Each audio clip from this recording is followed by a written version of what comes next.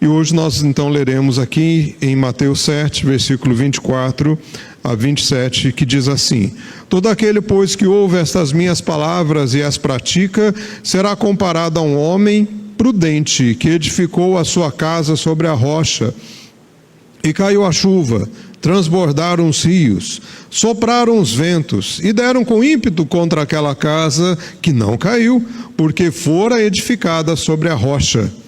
E todo aquele que ouve estas minhas palavras e não as pratica, será comparado a um homem insensato, que edificou a sua casa sobre a areia. E caiu a chuva, transbordaram os rios, sopraram os ventos, e deram com ímpeto contra aquela casa, e ela desabou, sendo grande a sua ruína. Vamos orar? Pai amado, nós agradecemos pela Tua palavra bendita, pela Tua palavra santa, e que neste momento, Senhor, nós tenhamos o toque do Teu Espírito. Sem Ele, ó Pai, nós não somos edificados. Precisamos da iluminação do Teu Espírito. Então fala conosco, fala ao nosso coração, e em nome de Jesus que nós oramos e agradecemos. Amém. Em 1173, uma construção que poderia ser considerada normal, habitual, comum, se tornou um dos edifícios, talvez um dos mais famosos que até hoje nós temos notícia. Na cidade de Pisa, na Itália, existe uma torre que chama-se Torre de Pisa. Se você estudou engenharia, se você gosta do assunto, eu imagino que você, em alguma das aulas, ou talvez em muitas das aulas, já devem ter ouvido sobre isso. Aquela construção é uma construção que começou de uma forma normal, como qualquer outra construção, mas o problema é que, quando 3 andares foram erguidos, a torre já começou a inclinar. Eu não sei o que os construtores na época, os arquitetos, engenheiros pensaram em continuar, mesmo com 3 andares somente, ela já inclinou. Não sei se foi por orgulho, eles não pararam a construção, afinal de contas tinham que levantar aquela torre. Eu não sei se eles já tinham recebido todo o salário da edificação e tinham que construir. Afinal de contas, 4 graus de inclinação faz com que aquela torre fique daquele jeito, e não tem jeito de consertar. Para consertar tem que fazer outra. O problema é o solo. O solo é instável. O problema não é a construção em si. Podemos dizer que eles erraram no material, eles erraram nas contas, em tudo que deveria ser feito, o que a engenharia pede. Não. A construção, se você olhar, ela até é bem feita, ela foi bem feita, bem executada. O problema era o solo. O solo era muito instável. O solo não dava condições. Hoje, pelo que se tem na engenharia, pelo que se sabe de estudos, é possível que você construa em solo instável, desde que você prepare muito bem este solo, desde que você estruture o solo para que receba a edificação necessária. É interessante, meus queridos, que quando nós olhamos para o texto que nós lemos, Jesus está falando justamente de instabilidade na edificação. Só que aqui Jesus não está ensinando para nós como ser um bom arquiteto, um bom engenheiro, um bom construtor. Jesus está falando sobre vida. O texto que nós lemos é o final do Sermão do Monte, ou Sermão da Montanha, ou o Sermão das Bem-aventuranças. O Sermão do Monte, conforme Mateus registra, inicia no capítulo 5, capítulo 6, continua e termina aqui no capítulo 7. É a maior fala, o maior ensinamento de Jesus de uma linha só registrado. Esse sermão, você pode ter certeza, foi um grande sermão, não no sentido só de algo profundo, mas um grande sermão de tempo. Jesus gastou muito tempo nessa pregação. As semelhanças com este Sermão do Monte, Por exemplo, na vida de Moisés, quando Moisés também recebe as tábuas da lei. Você lembra que em Êxodo 20, Moisés recebe os 10 mandamentos, recebe toda a orientação de Deus. Quando ele recebe, ele sobe ao monte, fica lá durante 40 dias e aí recebe de Deus a orientação. Jesus faz algo semelhante. Ele também sobe ao monte e começa então a orientar os seus discípulos e todos os ouvintes a respeito do reino de Deus. Há muitas semelhanças. Por exemplo, em muitas partes do Sermão do Monte, ele fala sobre os mandamentos, sobre o matar, o assassinar, sobre o adultério, sobre ódio, sobre muitas coisas. Então a gente percebe que Jesus, aqui nesse sermão, ele está confirmando a lei, ou está confirmando a vontade de Deus. A diferença é que ele mostra que a vontade de Deus é ele mesmo. E ele termina esse sermão de uma forma muito interessante. Ele diz então que todo aquele que ouve estas minhas palavras e as pratica, ou, como diz o versículo de número 26, como todo aquele que ouve estas minhas palavras e não a pratica. Meus queridos, na nossa vida, no nosso dia a dia, nós sempre vamos ter situações das quais nós precisamos lidar. E é interessante que muitas vezes, quando as situações difíceis chegam até nós, chegam até a nossa casa, chegam até a nossa família, o nosso sentimento é que nós não sabemos lidar com aquilo. Quando uma enfermidade, quando uma crise financeira, quando uma situação de guerra, quando crises existenciais acontecem em nós ou em alguém da nossa família, a sensação é que a gente não sabe lidar com aquilo. Nós ficamos normalmente desesperados, tentamos achar alguma solução, às vezes visualizamos algumas soluções, nem sempre elas resolvem. Às vezes procuramos ajuda, pessoas talvez experientes ou que passaram por experiências semelhantes. O que nós vamos considerar essa noite aqui, meus queridos, é que a fé que nós temos em Jesus é uma fé que prepara para a vida. É uma fé para a vida. Não é uma fé para estar na igreja. Não é uma fé para um momento de culto. Não é uma fé para em alguns momentos que a gente lembra que Deus existe. A fé que nós temos em Jesus é uma fé para a nossa vida como um todo. Sejam quais os momentos que vierem, que chegarem à nossa casa, bons ou ruins, a fé que nós temos em Jesus Cristo deve nos preparar para todos esses momentos. E é exatamente isso que Jesus está falando no final do seu sermão. Meus queridos, uma fé para a vida real. Então, nós precisamos considerar 3 questões importantíssimas. A primeira, dentre tantas coisas que nós ouvimos, existem aquelas que Jesus falou. Dentre todas as coisas que nós ouvimos na nossa vida, existem aquelas que Jesus falou.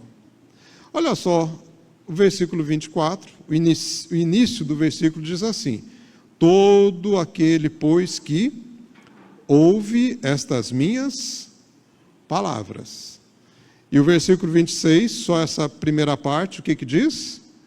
E todo aquele que ouve as minhas palavras. Podemos concordar que as duas frases são semelhantes? Praticamente idênticas, né? Todo aquele que ouve estas minhas palavras, todo aquele que ouve estas minhas palavras. Elas são idênticas. Nós vivemos na era da informação. Sem dúvida alguma, nós vivemos na era da informação. Tivemos, nesses últimos dias, a notícia de que alguns astronautas deram uma volta no espaço, deram uma volta lá na Lua, e pela primeira vez conseguiram ver as costas da Lua. Todo mundo sabia que existia as costas da Lua, mas ninguém viu. Agora é comprovado que existe a face oculta da Lua, que não é mais oculta. Porque, na verdade, a Lua ela gira em torno da Terra, mas ela não faz a sua rotação, né? Ela sempre gira com a mesma cara, né? Sempre olhando com a mesma visão. Então, nós sempre olhamos a Lua da mesma forma, nunca olhamos as suas costas, ela sempre está do mesmo lado. Mas essa notícia chegou praticamente para nós no mesmo instante que o astronauta estava lá. No mesmo instante que eles estavam lá, eles já enviaram as fotos, já enviaram as imagens, e não é só a NASA que recebeu, você recebeu. Se você seguiu, colocou de alguma forma lá no seu Instagram, na sua rede social, você já recebeu. A NASA recebeu a imagem e você também, no mesmo instante. A outra notícia que se tem a respeito desse movimento, que foi lá em 1969, quando o homem chegou na Lua. Se você quiser acreditar, você acredita. Se não quiser acreditar, você tem todo o direito de não acreditar. Não estou discutindo isso. Vamos considerar, se você não acredita, considere a história. Se você acredita, considere os fatos. As notícias vieram da mesma forma, as imagens existiam, só que demorou muito para a gente conhecer, para a gente saber. Eu lembro que lá na casa da minha mãe tinha um atlas. Atlas, para quem é da época de hoje, é um livro de mapa, né? Hoje não precisa mais ter atlas, mas eu tinha um atlas, eu gostava do atlas. O atlas é da época que o Mato Grosso era um estado só, não tinha nem o Mato Grosso do Sul. Só que aquele atlas tinha sido lançado na época que os meus irmãos estudavam. E então a notícia que o homem chegou na Lua era uma coisa assim fabulosa. Boa parte do Atlas falava do homem na Lua. E eu lembro de olhar aquelas fotos, de olhar aquelas imagens, e eu ficava impressionado. Só que quando eu tive acesso e entendi o que é um livro daquele, isso foi lá para 1986, 85, e o homem já tinha chegado na Lua em 1969. Muito tempo depois, eu fiquei maravilhado com a notícia e com a imagem. Mas o seu pequenininho lá da sua casa, que tem talvez 2, 3 anos, já sabe que o homem deu a volta na Lua e talvez fala desenroladamente que o lado oculto da Lua já foi descoberto. Agora, nós estamos na era da informação. Nós recebemos muita informação. Estudos estimam que um adulto médio é exposto a entre 6 mil e 10 mil mensagens publicitárias e comunicativas por dia. De 6 mil a 10 mil mensagens publicitárias e comunicativas por dia. Isso é muita coisa. É muita informação. A capacidade humana, então, de absorver, filtrar, reter informação nunca foi tão desafiada.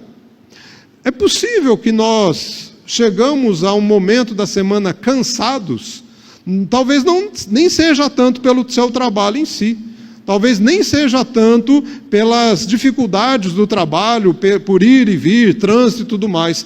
Talvez nós podemos estar cansados de tanta informação que a gente recebe e, naturalmente, nós precisamos absorver, filtrar, reter o que presta, o que não presta, o que é bom, o que não é bom, o que eu vou aproveitar, o que eu não vou aproveitar. Gente, isso cansa.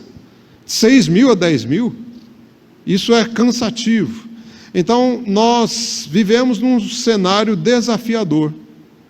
E nesse cenário, de entre 6 mil a 10 mil informações por dia, tem a voz de Jesus. Tem a palavra de Jesus. Jesus fala. Jesus registrou a sua palavra. Jesus nos deixou a sua palavra.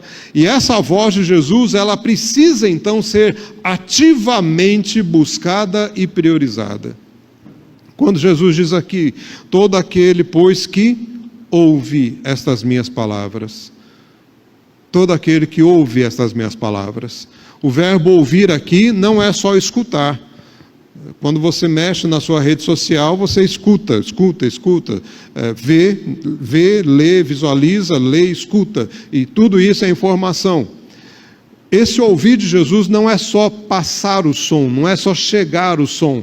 É tentar reter, é tentar colocar dentro de si, é tentar agregar, é tentar guardar no coração, repousar em nossa mente. Meu querido irmão, minha querida irmã, então nós vivemos em um mundo saturado de informações, de opiniões, de doutrinas, de vozes concorrentes, redes sociais, entretenimento, conversas cotidianas. Uma parte significativa de que nós consumimos é informação falsa, é enganação, é gente que quer ganhar em cima de você. Eles passam uma informação, mas eles querem que você tenha atenção para que eles ganhem nas visualizações e tudo mais. São informações distorcidas, informações superficiais, você não vai usar aquilo, você não serve para você. E também no campo espiritual. No campo espiritual nós vamos receber informações. Então, olha só, 6.000 a 10.000 informações por dia. Quantas vezes você tem contato com a mensagem de Deus pregada? Eu não estou nem dizendo no seu momento de devocional, vamos pregada, porque eu sei que o momento devocional não são todos que fazem, e se fazem, não é todo dia que se faz. Então, vamos ser bem realistas e práticos. O momento que você está na igreja, quantas vezes por semana? De 1 a 2. Essa é uma mensagem. Essa aqui é uma mensagem. Se você tem um acesso, vai uma vez à igreja, você pode ir muitas vezes. Tem muitas oportunidades. Mas se você vem uma vez, por exemplo, no culto, é 1 contra 6.000. É 1 contra 10.000.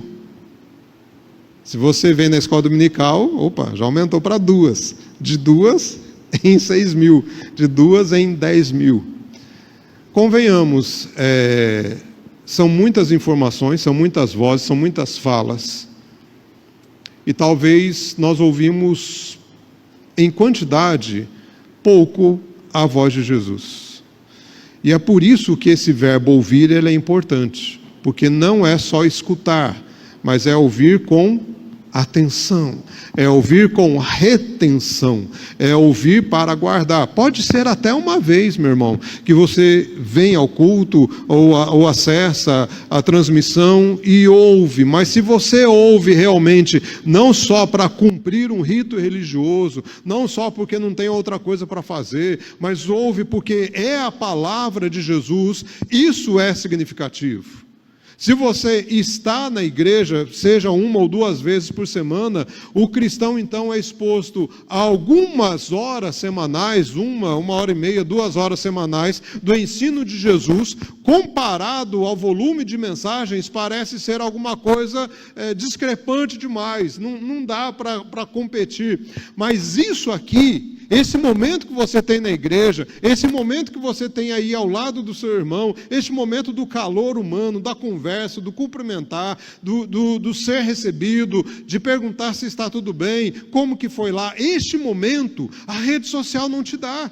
Este momento não existe no seu celular, não existe no seu computador. Você pode até dizer assim: eu não quero mais socializar com ninguém, não quero conversar com ninguém, o meu celular me atende, eu vou buscar as coisas que eu quero. Não tem calor humano aí, tem algoritmos, tem coisas que ele te sondando, a sua procura, a sua busca, a sua retenção em alguma postagem, ele vai começar a repetir aquilo porque ele tem interesse em vender para você. O que ele quer é ganhar em cima de você e da sua atenção.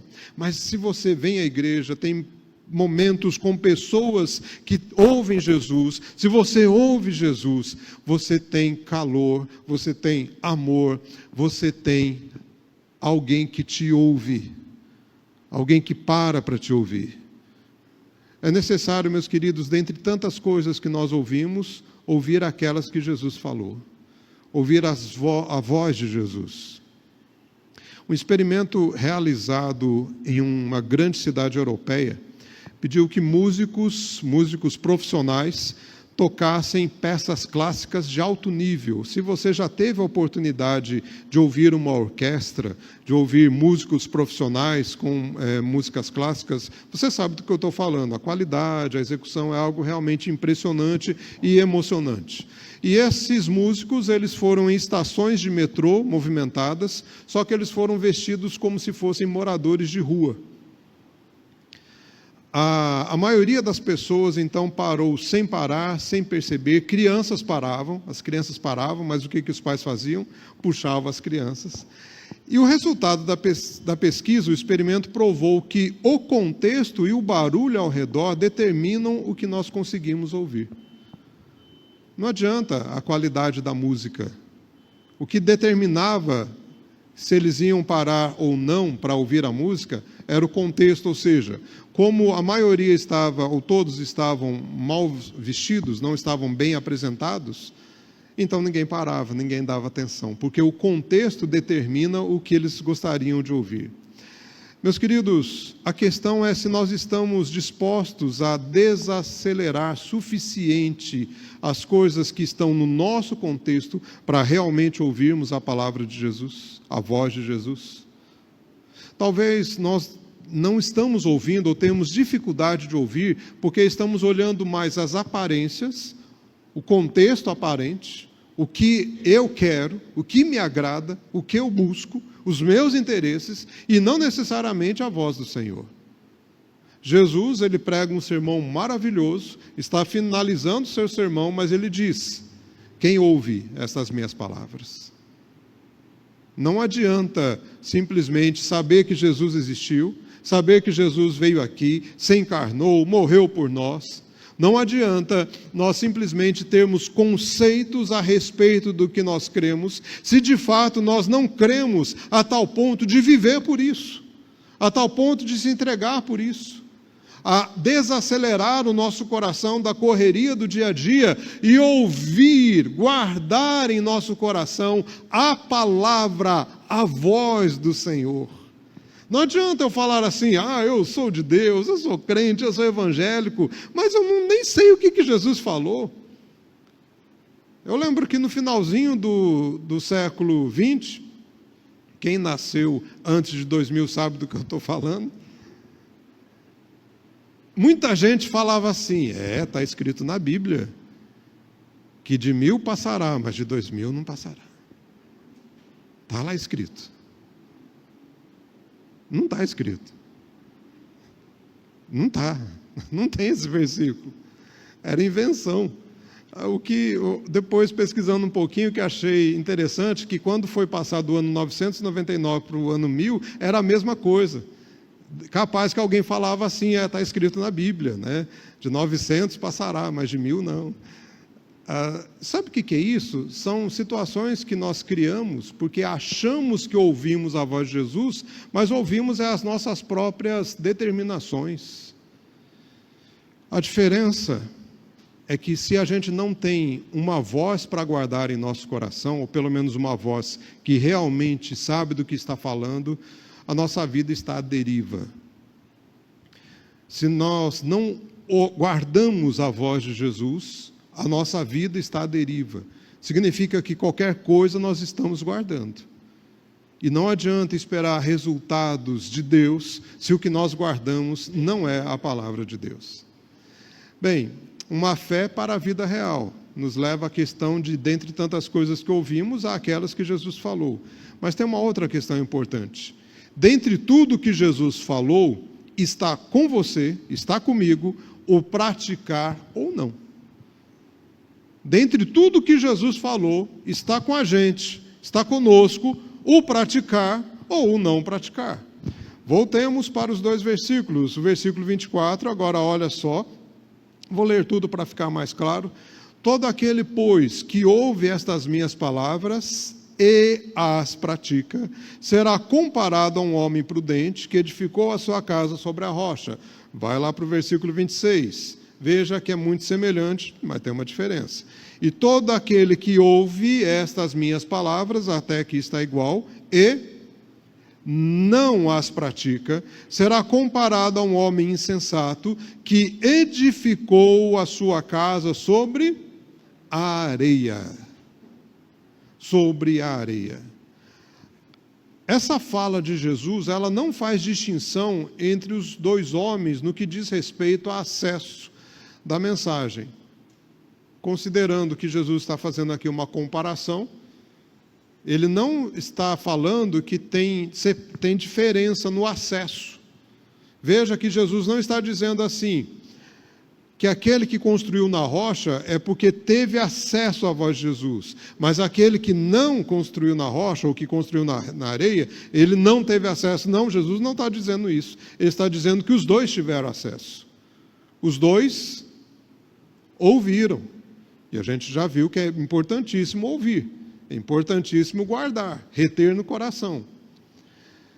Mas o ouvir não é completo sem a aproximação. Não adianta eu ouvir, não adianta nem eu guardar no coração se eu não levar isso de uma forma séria e colocar em prática.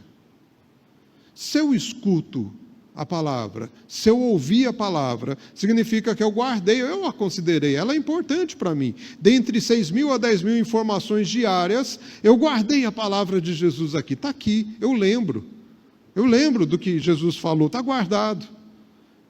Se eu pratico, eu sou comparado a um homem que construiu sobre a rocha. Se eu guardei a palavra, porque eu ouvi, então eu guardei, mas não a pratico, eu coloquei num cantinho, não está assim, norteando a minha vida, está margeando talvez a minha vida, não a pratico, eu sou comparado a um homem que resolveu construir também. O outro construiu, mas eu também resolvi construir. Não houve inércia, os dois construíram. Então, se eu ouvi e não pratico, eu construí.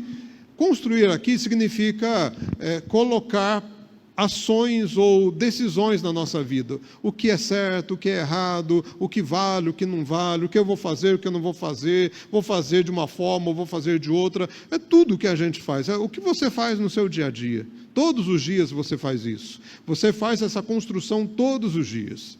É a construção da vida. Todo dia a gente faz. Quando a gente decide fazer uma coisa, quando a gente desiste de alguma coisa, quando a gente decide ir para um lugar ou não ir para aquele lugar, tudo isso é a construção da nossa vida. Se eu ouvir, quer dizer que eu até guardei. Eu sei qual é a delimitação de Jesus, mas não pratico. Eu fiz coisas na minha vida, construí, mas a casa está na areia. Se você já lidou com construção, você sabe que é muito fácil construir uma casa na areia. É fácil. Não quer dizer que ela não tenha fundamento, ela tem fundamento. Ela tem alicerce, não é uma casa sem alicerce. Jesus não está dizendo aqui que a construção, um fez um bom alicerce, o outro não fez bom alicerce. Não é o alicerce, não é a casa, não é a construção. É onde? É o local. Um fez na rocha.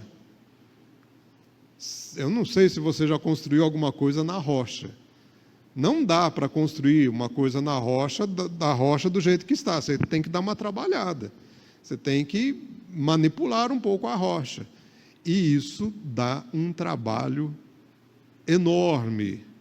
É duro, é difícil, mas você sabe que é válido. Construir na areia vai ter todos os elementos necessários da construção. Mas é mais fácil você lidar com a areia, é mais fácil, é mais leve, é um caminho facilitado. Então, a gente percebe que não há distinção no acesso à palavra, ambos ouviram, mas a distinção é que um se contenta em ser um ouvinte passivo, o outro em ser um ouvinte ativo. Tá bom ir para o culto. Tá bom. O pastor até que pregou mais ou menos. A pregação do pastor até que estava mais ou menos. Não é o Hernandes da vida, né? Não é o Nicodemos que a gente tanto preza, mas até estava bom. Isso. O que ele falou? Ele falou de que se a gente escuta a palavra, a gente pode construir na rocha ou na areia. Ótimo. E o que você vai fazer com isso? Nada, não preciso fazer nada. Está tudo certo. Não preciso mudar nada na minha vida. Está certinho, foi bonito o culto. Foi jóia. Isso é um ouvinte passivo. Ele ouve. Ele tem ponderação. Ele considera. Ele faz até análise. E se precisar, faz até a crítica, isso é muito bom. Mas não muda nada na vida dele, é passivo. Não tem reação à palavra. Não muda, fica do mesmo jeito, está bom assim, não precisa mudar. O ouvinte ativo é aquele que vem para o culto e fala assim: a palavra foi exposta com fidelidade. Eu entendi que o texto de Mateus está dizendo que eu tenho coisas a observar na minha vida que Jesus falou. O que Jesus falou? Bem, se ele está pregando um sermão, eu vou ter que começar então no capítulo 5, para saber todas as coisas que Jesus falou. Tudo que Jesus falou se refere ao capítulo 5, capítulo 6 e todo o capítulo 7. Então, vamos ver lá o que ele falou sobre jejum. Que eu não posso ser um hipócrita que desfigura o rosto a fim de aparecer para os homens. Mas se eu estiver jejuando, que ninguém fique sabendo, porque a minha relação é com Deus. Não preciso ficar trazendo glória para mim de um exercício espiritual que eu falo com Deus. Então vou parar de ser hipócrita. Isso é um ouvinte ativo. É um ouvinte que considera a palavra e toma decisões em relação ao que Jesus disse, ao que Jesus falou. Meus queridos, pesquisas em neurociência educacional indicam que nós retemos em torno de 10% que nós ouvimos. Então, esse sermão aqui, que está sendo pregado, eu não preciso ter a pretensão de achar que você vai guardar 100%, porque não vai. Você vai guardar 10%. No máximo. Se você lembrou se a panela foi desligada ou não, esse 10% já diminui lá para 6%. Se você lembrou se o cachorrinho está preso ou está solto, ixi, é capaz que vai lá para 4%. Se você lembrou de olhar para o relógio, olhar para o celular, é possível que você retenha 1%. Qualquer coisa que acontecer aqui neste momento já vai diminuir a nossa atenção. Então, 10% do que a gente ouve é o que a gente vai guardar no máximo. No máximo. Se você tiver um hiperfoco, for uma pessoa assim centrada, talvez sobe para 12, 13, mas não tenhamos a pretensão de que 100% do que é dito aqui vai ser guardado de jeito nenhum. Agora tem uma diferença. Se a gente põe em prática, isso sobe de uma forma exponencial. Exponencial. Se você me ensinar como nadar, e me explica como nadar, faz assim, você pula na água, aí você segura a respiração, depois solta, aí você bate a mão assim, não sei se assim se bate, né? Sei lá como é que bate, aí bate o pé assim. Sabe o que vai acontecer se eu pular na água, do jeito que você me falou? Eu vou afogar, eu vou morrer, não vai dar muito certo, porque eu só ouvi. Mas se você vai lá, me leva na piscina, me mostra como que é, fala assim, agora entra aqui, vamos lá, agora faz assim, agora não faz assim, está errado, está certo. Aí, meu querido, essa aula eu nunca mais vou esquecer. Porque eu não somente ouvi, eu recebi a prática e eu pratiquei. Posso até não aprender a nadar, mas eu sei como que pelo menos deve ser alguém que nade bem. Eu nunca esqueço quando eu estava na 5ª série, naquela época era série, quando a professora falou sobre o caminho que os europeus queriam alcançar, os portugueses e espanhóis, para as Índias. Encontraram aqui as Américas, você sabe que não é que encontraram. Eles eram inteligentíssimos, eles sabiam que tinha uma terra aqui. Mas, é claro, eles queriam ver uma rota alternativa para as Índias. E eu nunca esqueci quando eles falaram das especiarias. E a professora falou de especiaria. E dentre a especiaria tinha a noz moscada. Eu não sei porque aquilo me chamou a atenção e eu queria saber o que era noz moscada. E, enfim, passou a 5ª série e eu esqueci da noz moscada. Quando eu estava no seminário, na aula de educação cristã, a professora Ana Maria levou alguns elementos lá para explicar sobre aula que não sai da nossa mente. Adivinham que dentre os objetos ela levou? uma noz moscada. Só que eu já conhecia, porque a Kenny já tinha preparado os pratos deliciosos com a noz moscada. Mas eu lembro que eu peguei, e a dinâmica da aula é: por que você pegou isso? Eu lembrei, porque eu tive na quinta série a oportunidade de ouvir, mas eu não sabia o que era. Então isso aqui me trouxe a memória sobre algo que eu ouvi, mas agora eu vejo, agora eu pego, agora eu sei o que é. Meu querido irmão, minha querida irmã, ouvi esse sermão, ouvi o sermão do Hernandes, que são preciosíssimos, do reverendo Augustus, do Billy Graham, do John Stott, do Sproul. São coisas excepcionais. Esses grandes pregadores são bênçãos de Deus. Só que se a gente não colocar em prática, não muda a vida da gente. A gente teve uma experiência de ouvir coisas belíssimas, mas se eu não mudo de acordo com o que é pregado, do que eu vejo, do que eu leio, eu não vou ver coisas preciosíssimas em minha vida. Vou ouvir, mas eu não sei o que é. João, que nós lemos, João capítulo 9, aquele homem que foi curado da cegueira de nascença, ele diz assim: eu não enxergava, mas agora eu vejo. Tudo mudou na minha vida.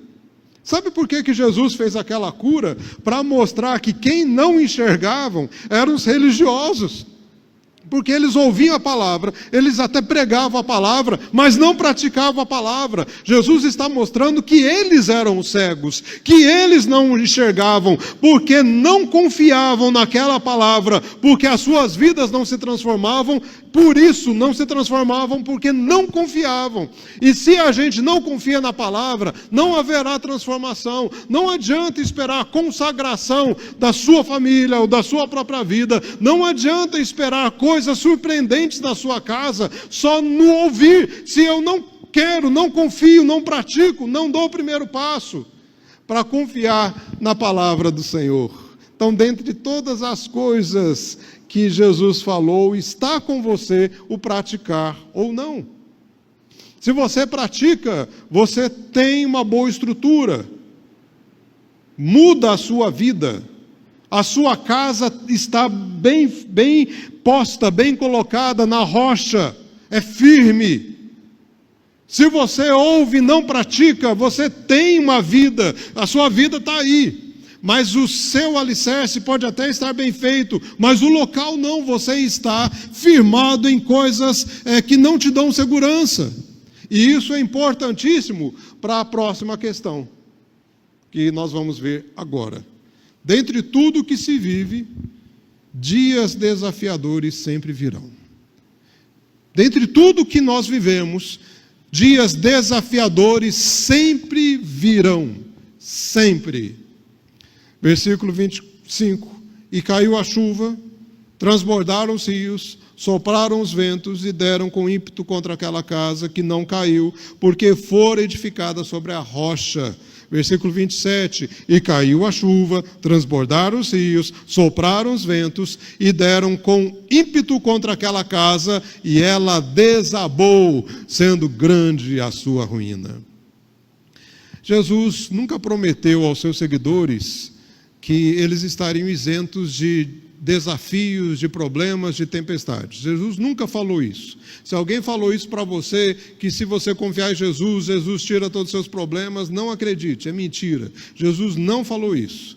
Pelo contrário, Jesus, até nessa fala, diz que ambas as casas serão atingidas pela mesma tormenta, pelas mesmas chuvas, pelas enchentes, pelos ventos. Eu não sei se você percebeu, mas a linguagem que Jesus usa aqui é muito semelhante ao dilúvio. Muito semelhante. O dilúvio, o que é? Chuva, vento, tempestade, água, enchente. Ou seja, dias que nós não temos como segurar. Ninguém consegue segurar uma tempestade. Ninguém consegue impedir uma tempestade. Só o próprio Senhor. Ninguém consegue mandar na tempestade. A tempestade aqui sugere dificuldades. E elas virão. Elas vão vir. Eu gostaria de falar que elas não vão vir, mas eu estou mentindo. Elas virão. Não tem jeito de segurar. Você pode até falar assim, tomara que não venha. Pode ser, mas vai vir. Pode ser que se adie. Pode ser que venha de uma outra maneira, mas elas vão vir. Para Jesus, a fé não é um para-raio que desvia a tempestade. Para Jesus, a fé é um alicerce que garante que a casa permaneça, mesmo quando o temporal chega. Quando nós cremos no Senhor, nós guardamos a palavra que nós ouvimos, nós colocamos em prática, as tempestades vão vir. Pode até ser que destelhe a nossa casa. Pode até ser que vai entrar um pouquinho de água. Pode até ser que algumas coisas vão acontecer ali. Mas a casa fica. Não cai. Por quê? Porque está na rocha. Então, as tempestades vão vir, os desafios virão. As chuvas, as enchentes podem ser crises, podem ser perdas, podem ser doenças, podem ser rompimentos relacionais, podem ser dúvidas de fé, podem ser perseguições, elas chegam, não tem jeito de impedir isso, não tem jeito de segurar isso. Pastor, mas eu não quero isso. Meu irmão, desculpa, mas não tem jeito de impedir isso, mas tem jeito de você se preparar para isso. Tem jeito de você aguentar firme as tempestades. Tem jeito sim de passar as crises, de passar as perdas, de passar pelas doenças, pelos rompimentos relacionais, pelas dúvidas de fé. Depende onde que está a sua vida.